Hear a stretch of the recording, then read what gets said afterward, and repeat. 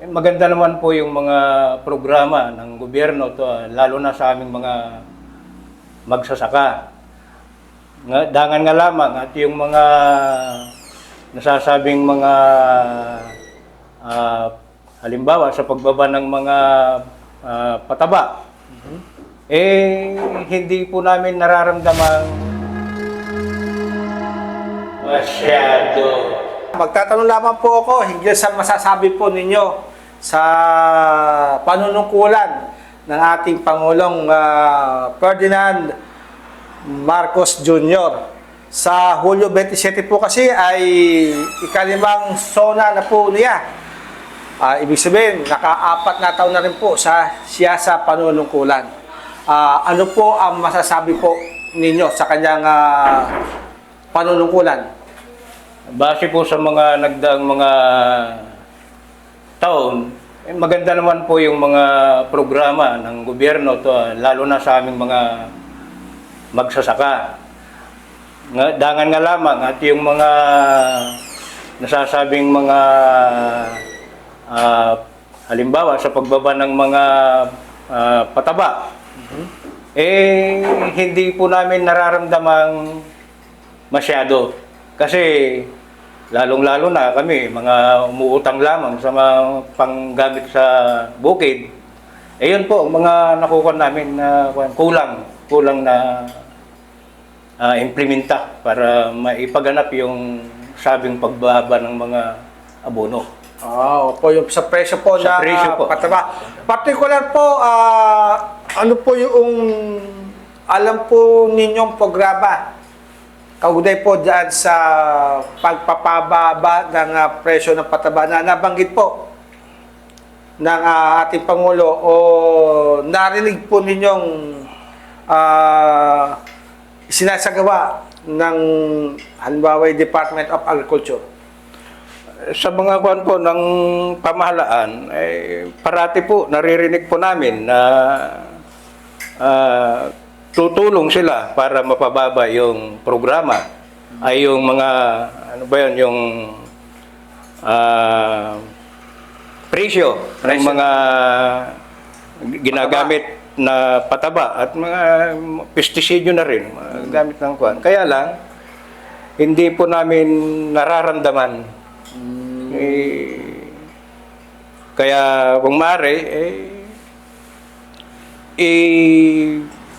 panukalan nilang mas maganda sigurong bisitahin nila yung mga kuwan ng kung totoo man yung mga nasasabing kuwan pagpapababa ng mga ganyan mga presyo Ng pataba. Opo. Yung pong sa patubig, ano po masasabi po ninyo sa programa po ng gobyerno hinggil sa patubig? Maganda po yung kuwan sa patubig. Ang nakikita lang namin na medyo kakulangan yung patakbo, daloy ng tubig. Yung mga talagang yung nasa hulihan hindi naabot siguro sa kuwan din sa mga drainage na nagagawa, hindi po maganda yung kuwan pagkakagawa. Kasi ang nakikita namin mas mababa yung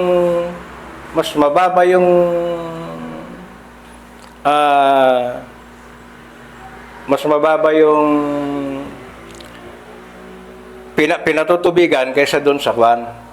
Kaya hirap po mapa-ahon yung tubig. At saka nakikita po rin namin dito sa mga kanal na ginawa, parang wala yung kanya, yung ano ba yun, yung sa gilid niya, ano ba yung tawag nila doon? Hindi yung simentado.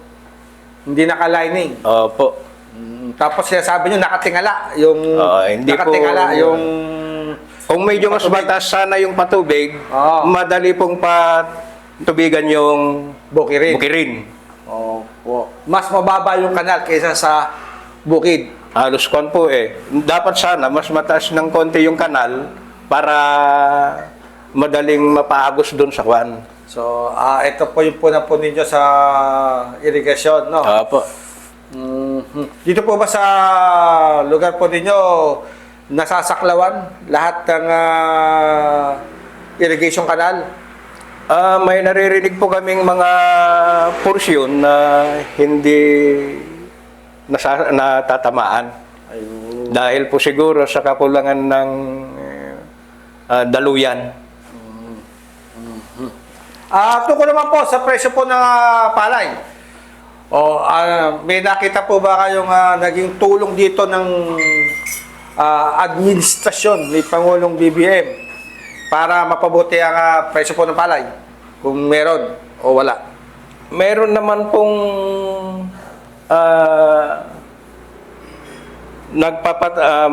medyo maganda naman yung presyo ng palay na sinasabi, lalo ngayon at kwan. Pero ang nagiging problema pag yung karamihan na ay nag-ani, wala pong kwan, hindi po makontrol yung mga buyer ng pamahalaan para mapasunod yung tamang presyo. Kasi ang nagiging ano ba yung kwan doon? Yung mga ahente, sila na ang kwan nagpapababa. Sa tingin niyo po ba may magagawa dito ang pamahalaan na para hindi ganoon na napapababa ng ahente ito pong presyo ng palay? Siguro po kung itong pamahalaan po natin atasan niya itong mga nasa mababang kwan ng halimbawa dito sa bayan ng Kuya po ikwan niya itong mga kwan dito mayor o kwan para makwan niya masorbe nila kung tama ba yung bilihan ng palay na presyo. Sige po, kung graduhan po ninyo ng 1 to 10 ang 4 na taong panunungkulan ni PBBM, ano po ang ibibigay po ninyong grado? Nasa kwan po siguro, nasa ayos naman po yung 8 na. 8. Opo. Ayun. Medyo maganda naman po yung kanya, lalo na sa sa magsasaka na ibigay na niya yung mga lupain. Yung lupain. Opo. Na libre. Yun po ang factor. Opo. Dahilan kung bakit 8 po ang ibinigay niyo pong Opo. grado sa kanya. Hindi kompleto. Ayan. Maraming salamat po, Kuya. Ay, wala po nga naman, sir.